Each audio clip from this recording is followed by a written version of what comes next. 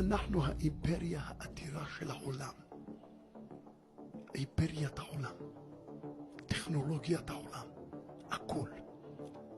איך לא מצליחים על כמה יחפים, כמה פרחחים, כמה כלבים נובחים, איך לא מצליחים? איך זה ייתכן בעולם? יש צד אחד של סוכני ביון. כדאי לכם שתשימו את זה בראש.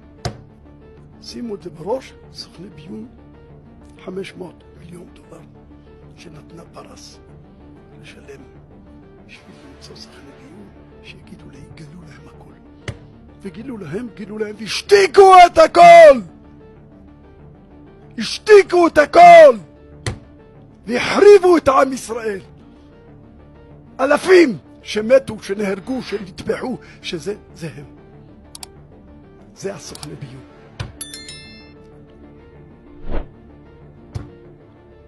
שכירי חרב עמדו עלינו, נמכרנו אני ועמי. אנחנו נמכרנו. יוודע הכל. מתי? אני לא יודע. אבל זה יוודע. יוחקר הכל. כמה שיחבו, כמה זה בסוף גנב לתלייה. יוודעו בסוף. זה סוכנים שנתנו להם לחיות, להתקיים. זה שנים, זה לא יום.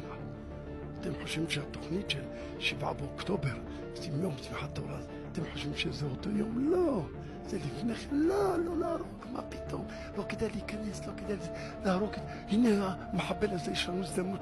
לא כדאי להרוג אותו, זה סתם מסבך. שב בשקט. אנחנו יודעים מה שאתה עושה. סוכני ביון! נמכרנו! העם היהודי נמכר! זה צריך להזעיק את כל העולם כולו. איך נמכרנו? כמה פרחחים, ריבונו של עולם. תוך יום אחד אתה מחסל את הכל. אתה חוזר עם שיא הפאר והדר. עוד מעט שנתיים. למה? אין חישות, אין עזות, אין עד הסוף. אין עד הסוף. ממשיכים להידרדר. מי יודע? היום קמו החות'ים, מחר יקומו, מי יודע מי? שלא יקום, לא יקום ולא יהיה רצון.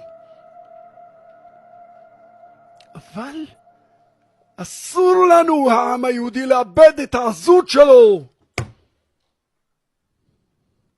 הווה עז כנמר, גיבור כארי.